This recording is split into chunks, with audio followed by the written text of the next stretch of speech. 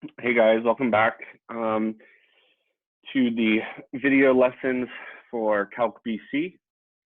I believe that this is the last topic that we will have to cover for your revised AP exam that you will be taking sometime in May. And this topic has to do with Taylor polynomials and subsequently Maclaurin polynomials. And this topic really sets the stage for what I consider the second half of the series unit. And I would say that this is probably the most important part of the series unit, aside from all the tests for convergence and divergence that we've already learned. And the reason I would consider it the most important is because it is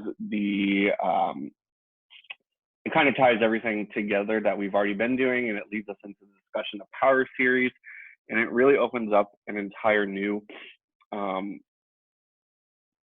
of mathematics that we haven't really explored yet. And Taylor series and Maclaurin series are used heavily in the sciences and in engineering, especially when doing mathematical modeling, numerical approximations, and stuff like that.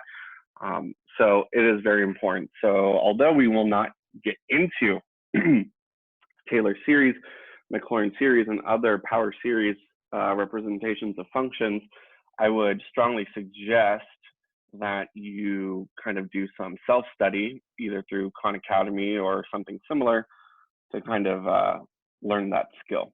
But without further ado, we're going to talk about Taylor polynomials, and you've watched the Khan Academy video already, and you know that Taylor polynomials are used to approximate functions around a certain point or on the function, okay? And we say in this set of notes that that point is going to be called C.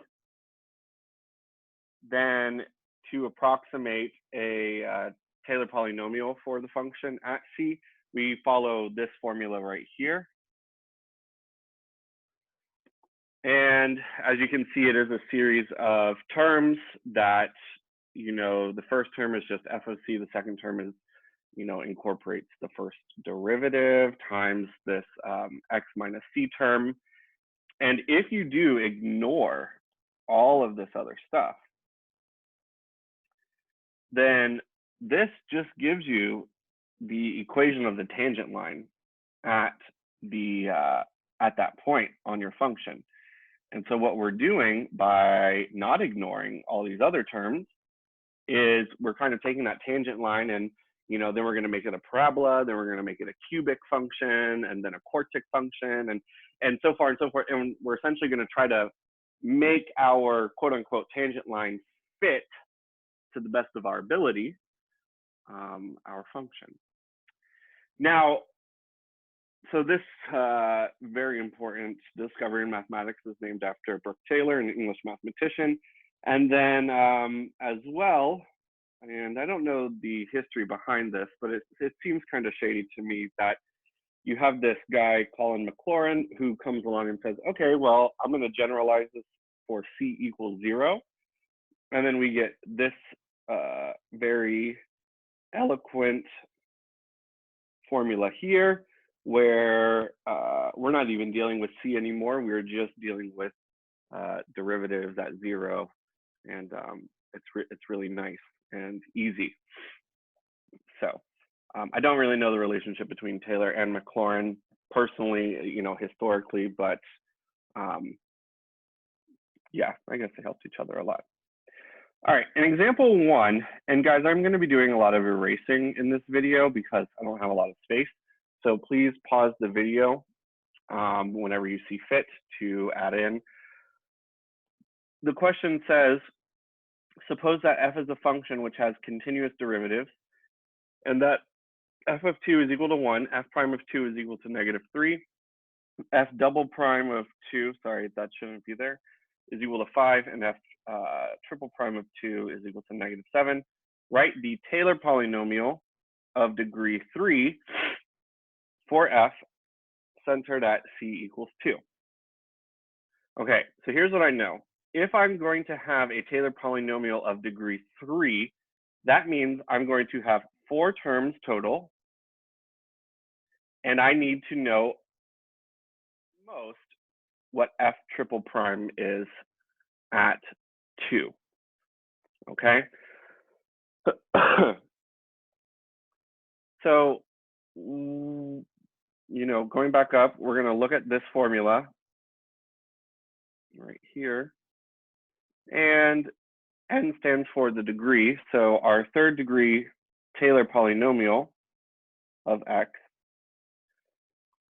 is going to be, and then we look and we see the first term is f of c. So we're going to say f of 2 plus f prime of 2 times x minus c, where c is 2, plus, once we get into the second derivative, things get a little interesting, and we start dividing by factorial, and then we square the x minus c term, and over time, you'll just kind of get used to how to write all this.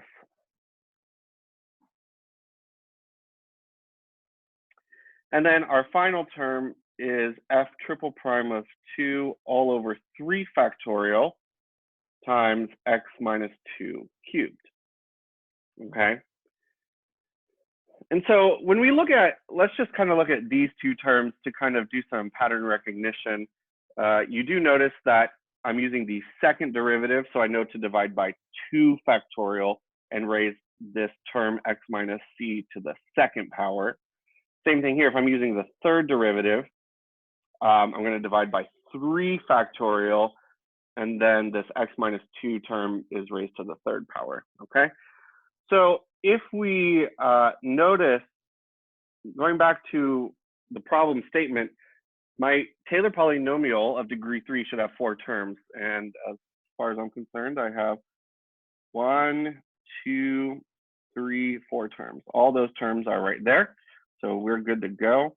And the highest derivative I need is the third derivative, and that's there as well. So now this is where I'm going to erase and kind of substitute in some stuff. So I know that f of 2 is equal to 1, and that's given from the problem statement. I know that f prime of 2 is negative 3. So I'm going to erase that whole thing and do minus 3 times x minus 2. Plus f double prime of 2, which f double prime of 2 is equal to 5. So I'm just going to replace f double prime of 2 with a 5. And then f triple prime of 2, when I erase that, is going to be negative 7. So I need to erase that plus sign as well and do a minus 7. And that's it. That is the third degree Taylor polynomial approximation for this function, whatever this function may be. We don't know what this function is, nor do we really care what this function is, but we know that this polynomial that I have right here is an approximation of this function centered at c equals 2. And remember, c is an x value, so centered at x equals 2. Okay. In example 2, it says use the formula above to construct a Taylor polynomial that approximates f of x equals sine x, centered at x equals 0, of degree 5. So here's what I know. If I want a 5th degree Taylor polynomial, well, actually in this case it's a Maclaurin polynomial because we're going to center it at c equals 0. Then I'm going to have 6 terms, and the highest derivative I need is the 5th derivative. So here's what I'm going to do first is calculate up to the 5th derivative of sine of x. And so here's what we know. We know f of x is equal to sine of x. F prime of x is equal to cosine of x. F double prime of x is equal to negative sine of x. f triple prime of x is equal to negative cos. The fourth derivative is equal to sine. And the fifth derivative is equal to cosine.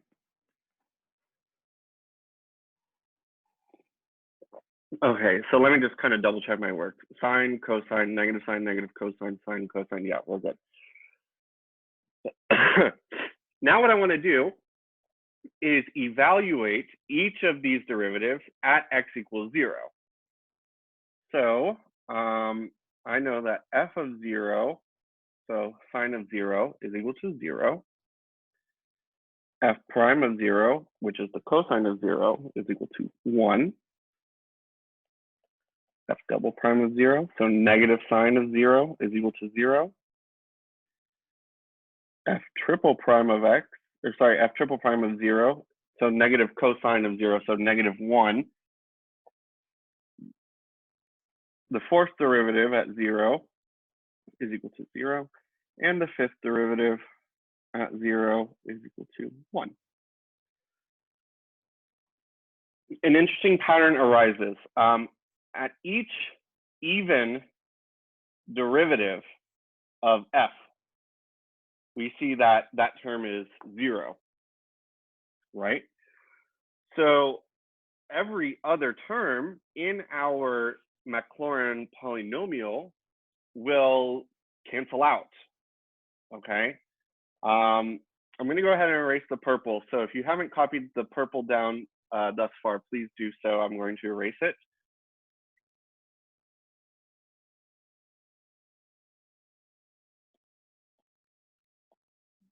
Sometimes the eraser is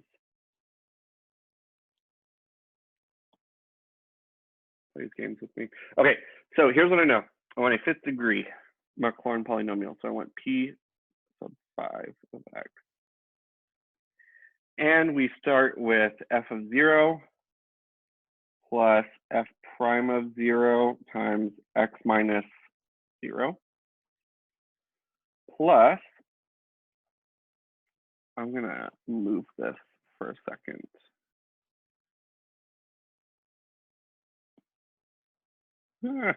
That's not, okay. Plus f double prime of 0 all over 2 factorial times x minus 0 all squared. F triple prime of 0 all over 3 factorial x minus 0 all cubed plus the fourth derivative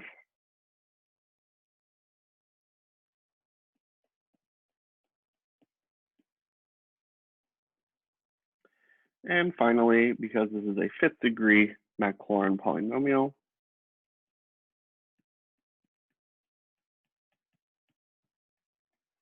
we have that. All right, so let's make some substitutions. We do know, if you look at the yellow highlight, we know that f of 0, f double prime of 0, and f the fourth derivative of 0 are all 0. So all of those terms, which I will highlight in yellow as well, these are all going to drop out of the Maclaurin approximation.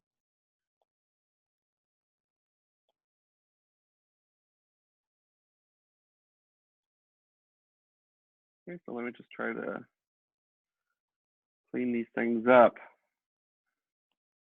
for you.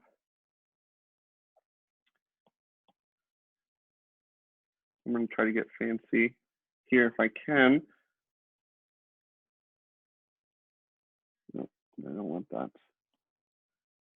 See what happens when you try to do too much.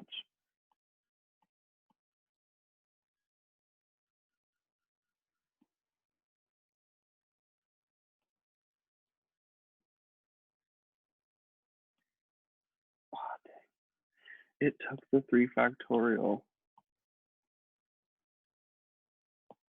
That's okay.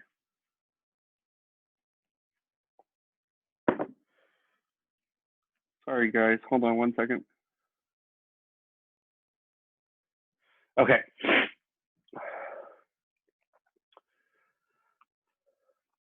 So there we go.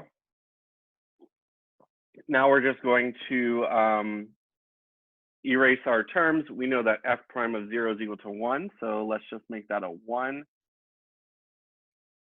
We know that f triple prime of 0 is equal to -1.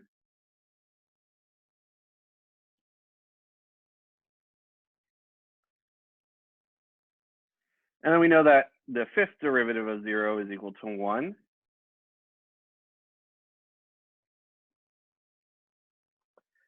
And then what we can do here is just cleaning this up a little bit. We have 1 times x minus 0, which is just x, minus x minus 0 cubed, which is just x cubed over 3 factorial, plus x to the 5th over 5 factorial. Okay. Now, what is going to happen here at the end of this video is you're going to see that there are series that you must memorize for certain functions, sine, cosine, and e to the x. And what we've just done is derived how that is going to happen. And so what I'm doing here is I'm going to show you what the nth term polynomial, or the Maclaurin polynomial, look for this by just doing some simple pattern recognition. I see from this 5th degree polynomial that every other term is going to be negative. So I know that this is going to be an alternating series. So I know that I'm going to need to have a -1. And then since we start indexing at 0, what we're going to need to do is raise this -1 to an odd power. And that's going to be 2n plus 1. Okay, because 2n plus 1 for any n is equal to an odd number. And if you're getting confused, this term is n equals 0. This whole term would be n equals 1. This whole term would be n equals 2, and so on and so forth. I also notice that the x's, all of the x's alternate in, or they only have odd powers. So I need to raise x to an odd power as well, 2 to the n plus 1. I'm sorry, I think I'm goofing a little bit. This should just be n. Yeah. Okay. And now that makes sense because, yep, because our negative signs should be at every odd n, right? So n equals 1, n equals 3, n equals 5, all that stuff. And then if you look at the denominators all have odd factorials. And so, for example, like I said, this is n equals 1. And how do I get from 1 to 3? Well, if I do the 2n plus 1, I'd have 2 plus 1, which is 3. And so this guy right here would be what we would call a Maclaurin series, centered at, well, we know what it's centered at 0. But that's a Maclaurin series, which I don't think I'm still really unsure if you must absolutely know that, or if you only need to be able to approximate functions. There's still, I still have some stuff to learn. So anyways, in example 3, it says write an nth degree Maclaurin polynomial for cosine of x. Well, we just kind of did that for sine of x, and the way we did it is we used a 5th degree polynomial. So to get to an nth degree polynomial, let's do a 5th degree and see if we can kind of do some pattern recognitions there.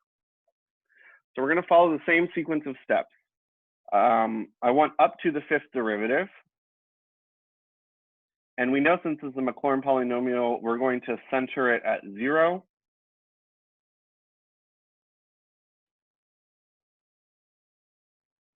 I'm just going to write all these down really quick.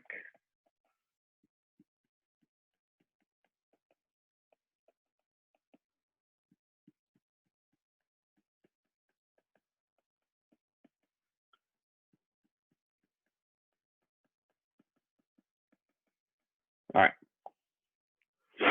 So there we have it.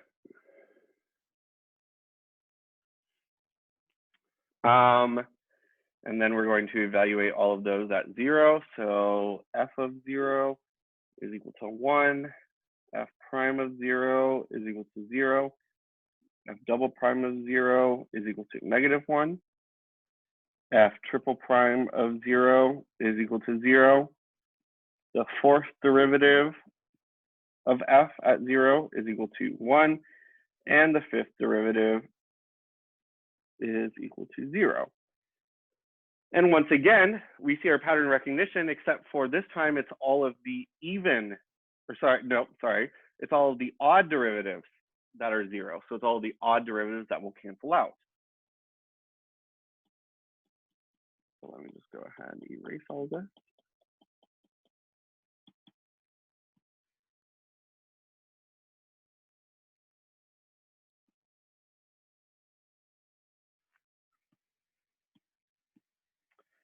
And let's start writing our fifth degree polynomial for cosine.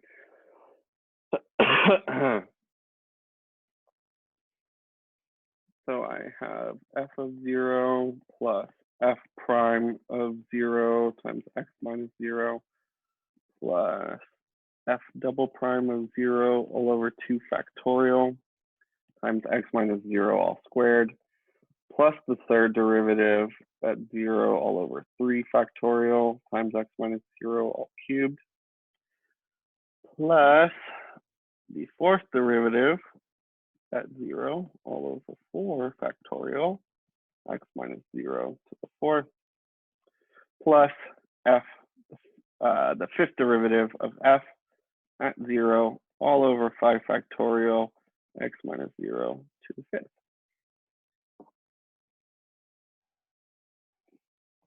All right, so all of the odd derivatives are going to cancel out.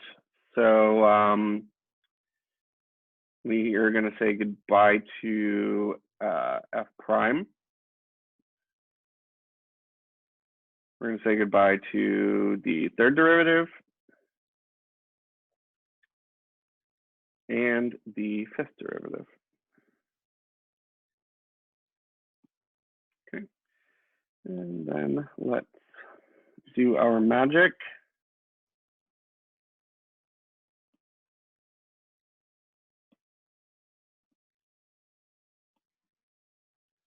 We'll leave them right here. All right, and then we're going to do our substituting. So f of 0 is equal to 1. F double prime of 0 is equal to -1.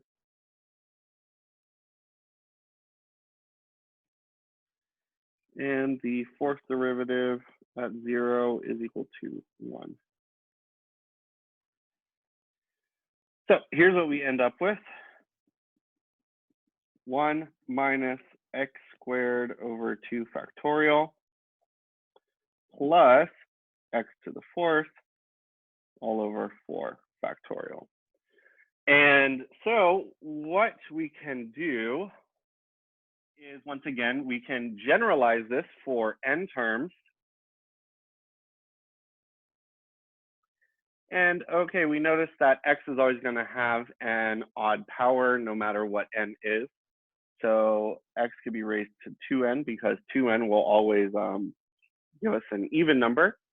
We see that our signs alternate from positive to negative for every odd n. So we know that we're going to have a -1 to the nth power.